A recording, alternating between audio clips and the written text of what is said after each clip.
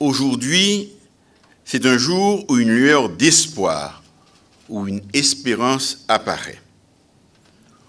Aujourd'hui, c'est un jour où la volonté de vivre ensemble, la ténacité et la persévérance prouvent qu'ils sont des vecteurs de changement. Aujourd'hui, Manuel, revenant de Cuba avec les paysans de Font-Rouge, organise un grand combit pour nettoyer la source, construire les canaux, afin d'irriguer les terres cultivables. Aujourd'hui, c'est un jour de victoire. Avec l'installation officielle ce matin des membres du Haut Conseil de la Transition, nous pouvons dire que c'est le commencement de la fin des dysfonctionnements de nos institutions démocratiques. Une femme et 2 hommes se sont mis debout, répondant à l'appel d'une grande frange de la population. Ils ont vu la situation critique du pays. Ils se sont dit, rejoignons l'équipe gouvernementale, unissons nos efforts, changeons ensemble la donne. C'est un déclic, invitant toutes les Haïtiennes et tous les Haïtiens, qu'ils soient d'ici ou d'ailleurs, à unir leurs efforts pour le changement que nous appelons de nos vœux. Madame Myrlande Maniga, Monsieur Laurent Saint-Cyr, le révérend Calix Fleuridor, au nom du gouvernement de la République, au nom du peuple haïtien et en mon nom propre, je vous dis simplement merci. Merci d'avoir accepté de vous engager aux côtés de ce gouvernement dans la noble et ingrate tâche de servir notre pays en ces temps difficiles. Vous avez été choisis respectivement par les partis politiques, le secteur privé et la société civile, selon le prescrit du consensus national pour une transition inclusive et des élections transparentes. Je sais qu'il vous en coûte d'avoir accepté les contraintes multiples qu'impliquent vos nouvelles fonctions et ce que cela représente pour votre famille. Le titre même du document du 21 décembre 2023 nous indique le chemin que nous aurons à parcourir ensemble en vue de tout mettre en œuvre pour créer un environnement propice à l'organisation des consultations populaires et faire tout notre possible pour rassembler un maximum de compatriotes autour de ce que nous allons faire. Dois-je rappeler ici que le jour même de ma prise de fonction en tant que chef de gouvernement, je m'étais engagé devant la nation à prendre mon bâton de pèlerin et aller à la rencontre des divers secteurs de la vie nationale en vue de construire un consensus suffisant autour d'un accord politique. C'était, à mon sens, un passage obligé. Si nous voulons sortir durablement de la crise, rompre avec les anciennes pratiques politiques et engager notre pays sur la voie de la modernité politique et économique. Cette promesse, je l'ai tenue. C'est un objectif que j'ai poursuivi sans relâche et qui a permis la signature de l'accord pour une gouvernance apaisée et efficace de la période intérimaire signé le 11 septembre 2021. Certains m'ont reproché d'avoir consacré trop de temps à chercher à convaincre d'autres compatriotes à adhérer à la démarche initiée avec cet accord. Mais, vu de moi, il était essentiel de continuer à dialoguer en vue d'élargir le consensus et de rassembler davantage de compatriotes et des secteurs autour d'un pacte de gouvernabilité. Permettez-moi de féliciter ceux des signataires de l'accord du 11 septembre qui ont compris que la conjoncture exigeait de chacun de nous un dépassement de soi. Vous avez eu de la patience d'attendre que davantage de compatriotes rejoignent la démarche initiale. Ce faisant, vous avez rendu service à notre pays et contribué à la concrétisation de la cérémonie d'aujourd'hui. J'en veux pour preuve que des partis politiques antagoniques, dont les positions semblaient irréconciliables, soient parvenus, sans trop de difficultés, à faire le consensus autour du nom de Mme Myrlande Maliga. Le fait que de multiples groupes organisés de la société civile se soient entendus sous le nom du révérend Calix Fleuridor, président de la Fédération protestante d'Haïti. Et enfin, le fait que le secteur privé des affaires, toujours si réticent à s'afficher en politique, ait bousculé ses habitudes pour prendre ses responsabilités citoyennes en faisant choix de l'un des leurs, M. Laurent Saint-Cyr, pour faire partie du Haut Conseil de la Transition. Madame, Messieurs les membres du Haut Conseil de la Transition, je vous donne la garantie que le gouvernement fera tout ce qui est en son pouvoir pour vous procurer les moyens nécessaires pour vous mettre en situation d'accomplir votre mission. Vous pouvez compter sur la collaboration de nous tous, sans exception. Nous devons apprendre tous à faire preuve de pragmatisme et de flexibilité dans nos interactions. Je compte sur vous pour que cet esprit d'équipe, de respect mutuel, d'amabilité qui a caractérisé nos relations reste vivace et se renforce chaque jour davantage au fur et à mesure que nous agirons ensemble dans l'intérêt de notre pays et du peuple haïtien. Sem ak frem, jou aller, jou tourner, mais tout joue pas même. Jodia nous fait un bon bec. Jodia nous fait un groupe. Nous connaissons une route là longue, mais il faut nous commencer d'un côté. Bon gens élection, élection sans force cooptée. Moi, pour dire encore, nous invitons nous toutes, malgré divergences nous, pour nous mettre main nous ensemble, pour nous sortir pays dans le malais pendier ça.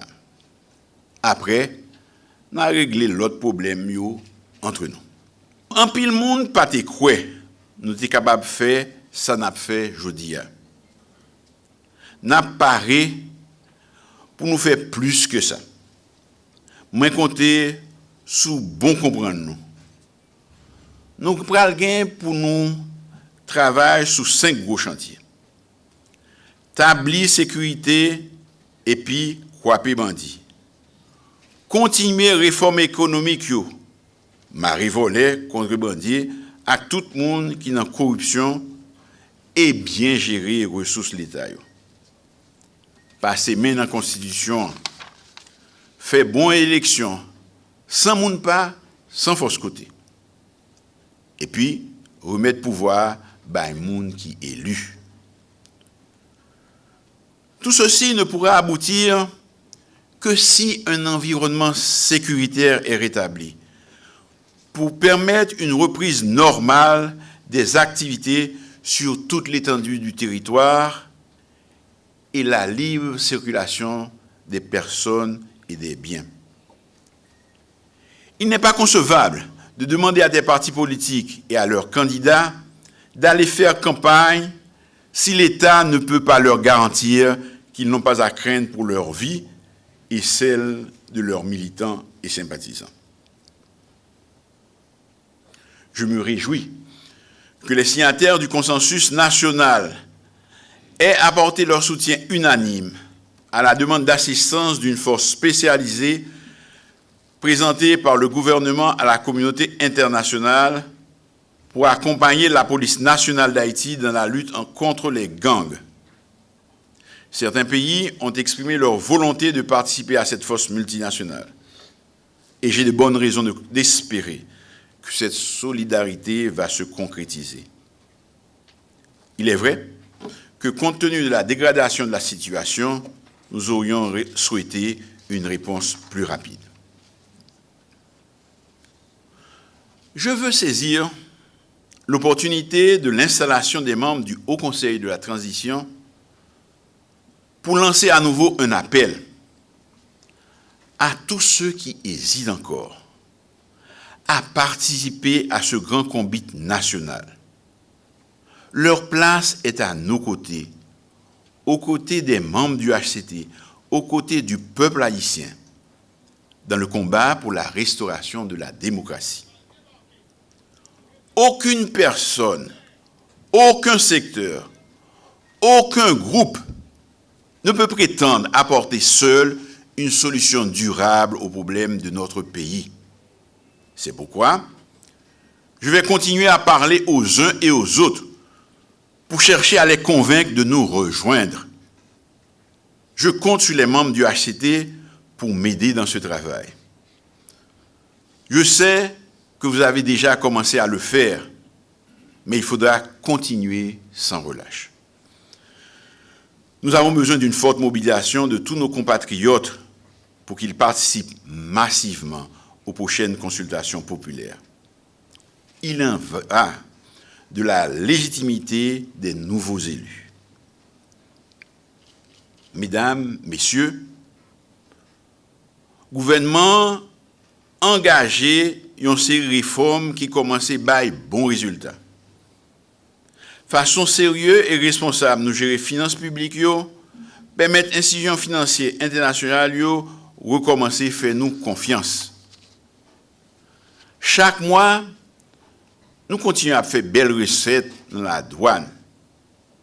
Et moins certain, nous avons augmenté toujours. Ça n'a pas fait tout le monde content. Mais il faut que nous persévérer dans le chemin ça. Parce que l'État a besoin de plus de moyens pour le peuple là plus de services. Le Fonds monétaire international a choisi notre pays parmi les premiers bénéficiaires de son nouveau programme Food Shock Window. Malgré les réticences de certains, une enveloppe a été mise à la disposition de l'État haïtien pour nous aider à atténuer un tant soit peu pour les plus vulnérables les chocs occasionnés par la hausse des prix des produits de première nécessité. Il nous incombe maintenant de démontrer en toute transparence que nous avons la capacité d'absorber une telle somme dans un court laps de temps, sans que le moindre centime soit détourné. Nous avons prévu à cet effet de mettre en place des mécanismes qui permettent de nous assurer que l'argent sera dépensé au profit de ceux qui sont menacés par l'insécurité alimentaire.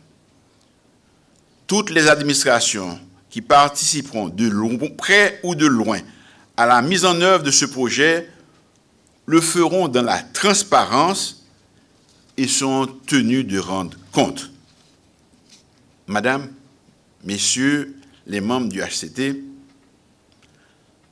la tâche qui nous attend ne sera pas facile, mais elle est tellement exaltante.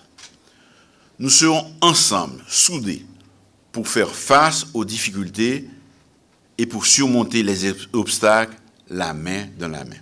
À tous ceux qui s'étaient engagés avec nous dès le départ dans l'accord du 11 septembre 2021, à tous ceux qui ont agrandi le cercle en adhérant au consensus national du 21 décembre 2022, à ceux qui, dans les jours et les mois qui viennent, accepteront de prendre le train en marche, nous disons que notre but unique est la sauvegarde de notre patrie commune.